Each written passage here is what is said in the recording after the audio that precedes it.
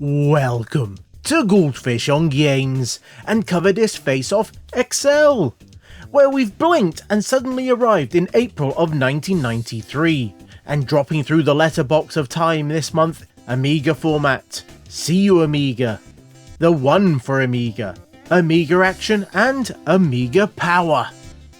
Fight!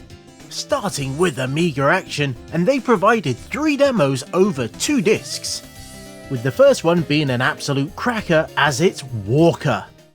That might have a ridiculously long loading time, but it does also have one of the more fancy loading and decrunching animations.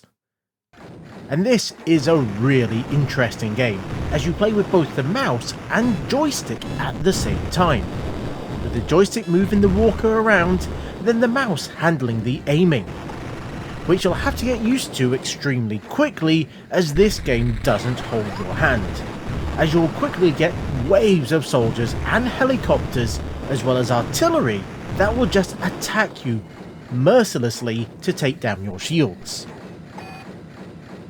And you can't even just keep shooting at them, because your guns will overheat, so there is a lot of challenge here. Now I think this might be based on the third world of the game, based on the backgrounds, but the levels are so broadly similar it's really hard to tell. But judging by the difficulty, I think it might be correct, so it's not a demo you're going to complete on your first attempt. And because of that, it is a lot of fun and it will keep you coming back for more.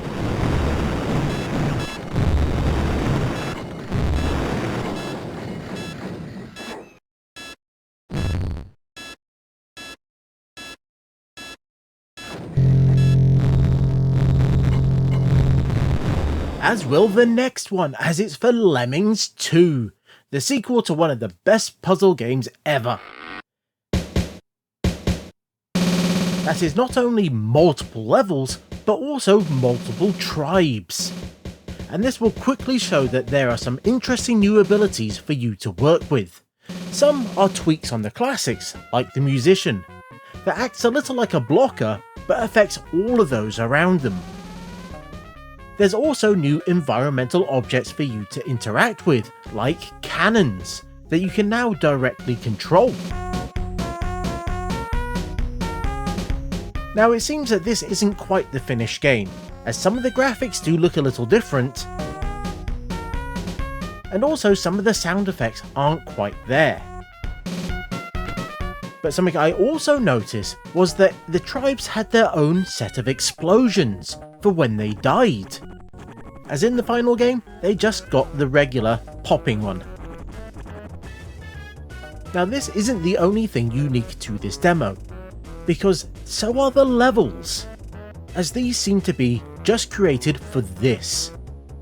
And we all know how much I like it when a demo has custom content, so this is awesome. And this is very much a demo that I would have kept playing before I got the full game, because it is really good fun, and still quite tricky to try and get all of those lemmings saved.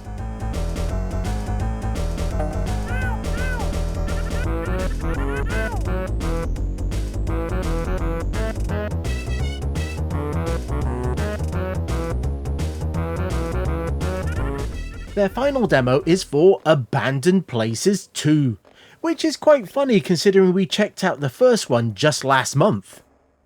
And surprisingly, I actually found this one a little more clunky to play, as it didn't seem to register my mouse clicks as well as I would have hoped for. But there does seem to be more audio and ambience going on than before, as we can hear those steps going on in the background. But when there's a few enemies around you, it does get a little bit annoying as you can keep hearing them going all the time. I'm also not that sold on the combat, as there still isn't much in the way of indication when you hit anything. And at least on my first attempt at playing this, I ended up getting completely lost. Which is really easy in a game like this, but more so I found in this demo. It also didn't help that there was lots of baddies and very few weapons to hand, so trying to take out the enemies was so much more difficult. Now the main view into the world is very detailed and I think much larger than it was in the previous game, so you really get a chance to see those skeletons that are attacking you. I also spotted these blue lights that seem to be flying around, and I never quite worked out if they were good or bad. I think they kept hurting me, but it was really difficult to tell. Now this might be one that I'll need to read the magazine more to work out what's going on.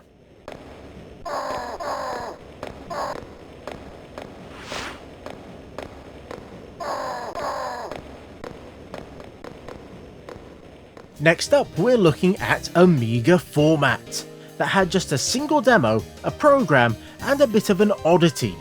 And that demo? It's for Dong. Now it wouldn't surprise anyone to find out this got renamed Donk the Samurai Duck. And in this custom demo we get a decent number of levels to play. That will take you quite some time to finish, as these aren't the easiest levels that you'll find in the game, as the number of gems that you need to collect is quite high, and the number of baddies that you need to deal with is also quite high, and everything in this one will actually kill you in a single hit. So this must have been still quite early on in its game's development, as it also has the older sprite.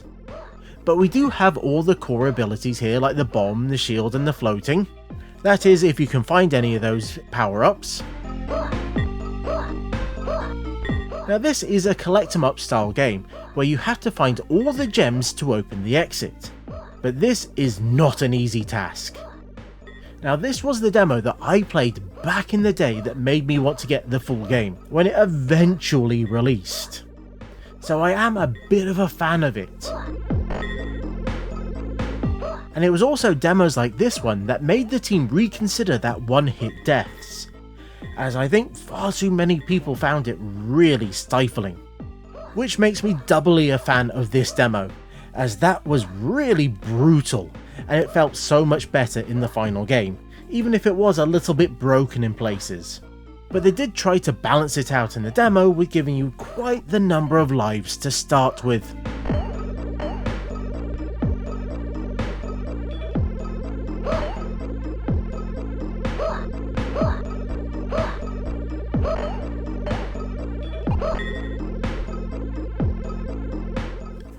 The oddity is for the multimedia demo, or mucho multimedia as they call it. This is a simple screen that lets you select between 4 different multimedia editors, and it will tell you their good and bad points, and then let you see a picture of it. And that's it really. We've seen full versions of Scalar on cover discs before, but I've not really seen the other ones. This really feels like we had space in the disc and we needed something to fill it than anything proper, you know? And the final thing they have is Digital Illusions. That's not the game developer, but a program for applying different effects to images. This will let you load up any Amiga standard image, and then you can apply various different effects to them.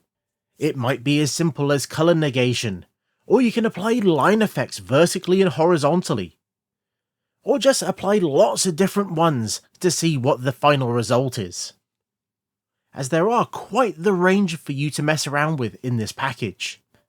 Many of these we would see built into later art packages, so it's interesting to see a shareware program built around it, even if it is a little bit slow on an A500 Plus.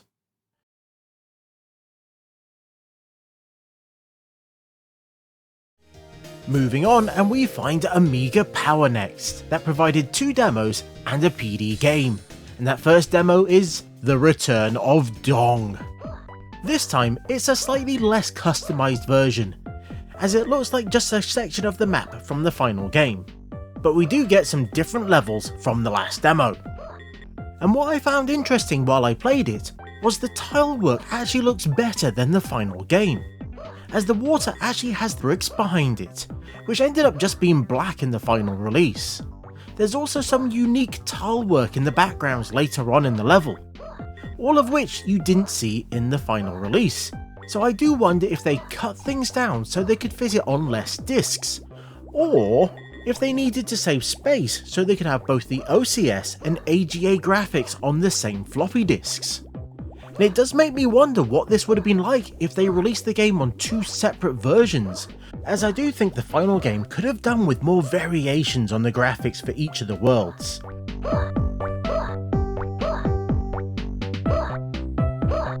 The next demo is for FA Premier League Football, or as it was known when it was released, European Champions. And at one point this was also known as World Class Soccer. And all this waffling means that this is a football game, which we all know isn't my favourite genre of games. This is presented in a top-down style. Now I'm no expert, but this one does seem to have a more complex control system than I've seen in other games, as you can do a number of different moves by holding down the fire button, and then moving it in a different direction. Or at least so the magazine tells me. You can do lobs, general kicks, or even aimed ones, where you get a cursor on the screen. Now this seems fine for what it is, but it's not something I was ever going to really return to.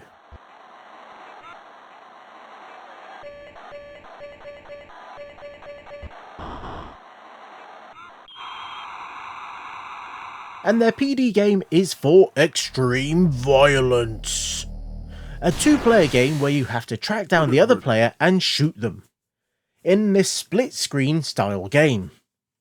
Now its name might possibly be the most extreme thing about it, as it looks fine if basic, but the controls are a little bit odd, as you can hold down the fire button and you can see him constantly firing, but the bullet vanishes as soon as you shoot again. So you have to be careful with how long you hold the fire button down, or you can just remove the bullet that's in action. Now if you're going to go with a single bullet on screen, I'd rather it stop you from firing until that original bullet has vanished. For the most part this is your standard hunt down the other player style of game and then take them out. So it's not exactly an original game, but it does have a few power-ups if you manage to find them. But as always, these games are a little bit harder to show off when it's just you playing on your own, and that's really the problem with these, is that they would be great with someone to play with.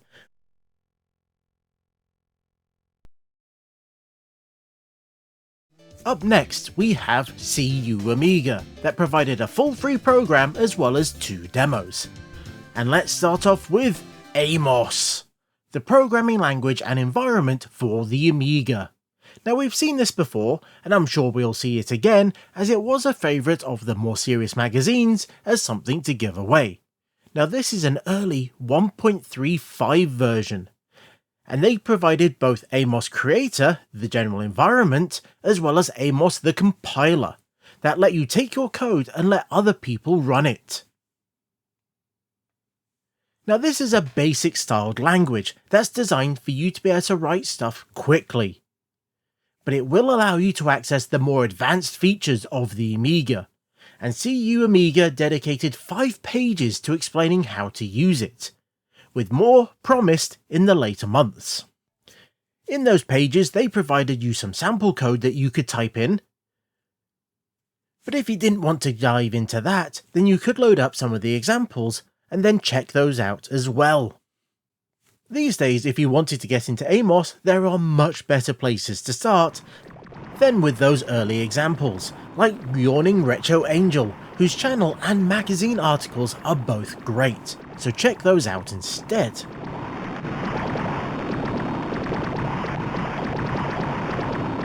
The first demo for CU is Chuck Rock 2.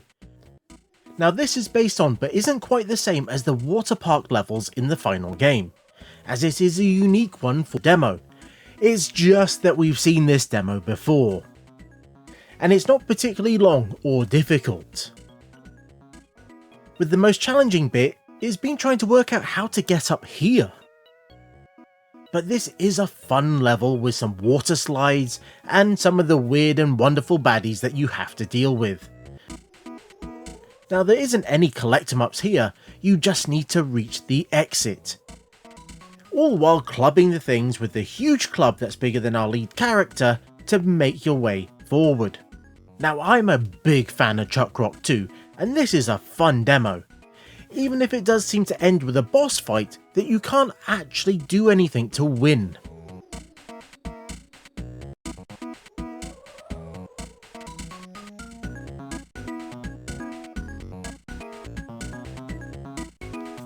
CU's final demo is for FA Premier League football, which seems to be the exact same demo that we've already played. I don't think they even mix up the teams, it just looks completely the same.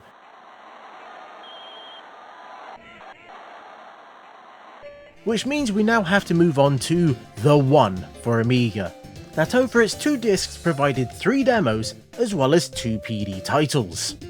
And the first demo is yet again for FA Premier League football.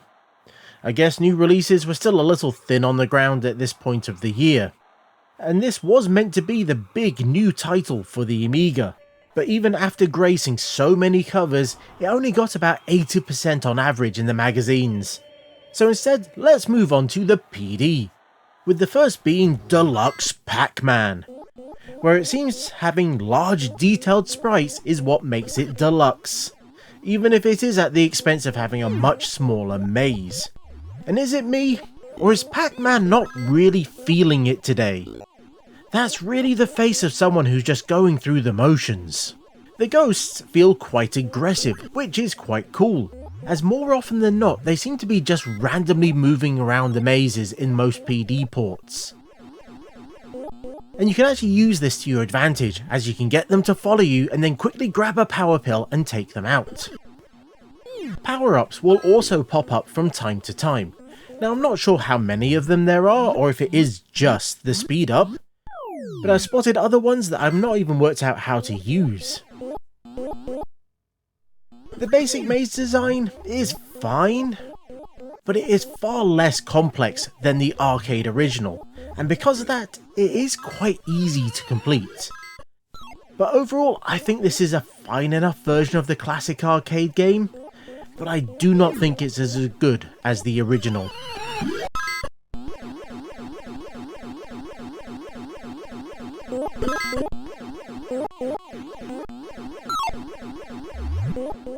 The final PD game of the month is Transplant, which is a very interesting take on asteroids, as it takes place in this much larger map.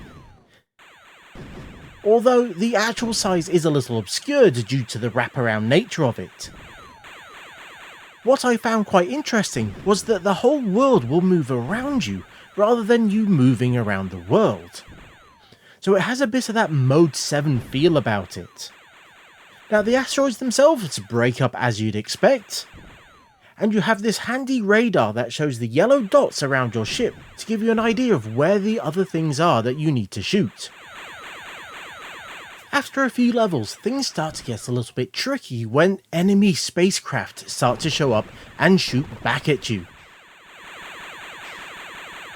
And at the start, you don't even have a shield to help you, so avoiding their firepower is key, or trying to take them out before they can shoot in the first place. You are a bit lucky that their firepower doesn't have quite the range that yours does. Now between the levels, you'll get some cash, and you can use that to either buy more lives or upgrade your craft. So you can turn faster, shoot more powerful guns, or even have a limited shield. Now this is a great and very inventive take on asteroids, and is actually a lot of fun.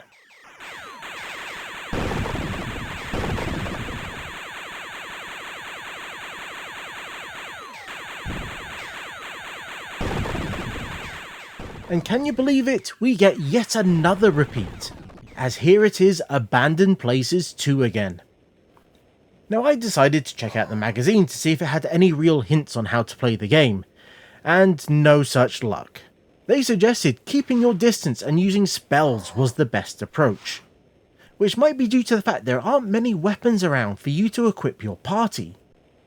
So far all I've really found is one sword, and one time I managed to get another weapon from one of the skeletons. But this seems to be the exact same demo that we saw before, with all the control issues that I had before as well. And the final demo for the month is Beavers, a very colourful platformer, where you get to play as Jethro, and you have to explore this level to try and find your hat, and then make your way to the exit. You'll have to deal with these rock creatures that will split up into smaller ones, as well as other beavers with guns. Why we don't have one ourselves, I'm not sure, as our only attack seems to be spinning on the spot, which then requires the enemies to walk into us, which does not seem to be the best idea for an offensive attack that I've ever seen. Now our beaver pal moves around quite nicely, and we'll have to deal with these carts that will get us around the level. We also have doors and other obstacles to deal with. Overall, it looks like an interesting game, and it could be a lot of fun, and it's one I might have to put a little bit more time into, as it does seem to have a really nice charm to it.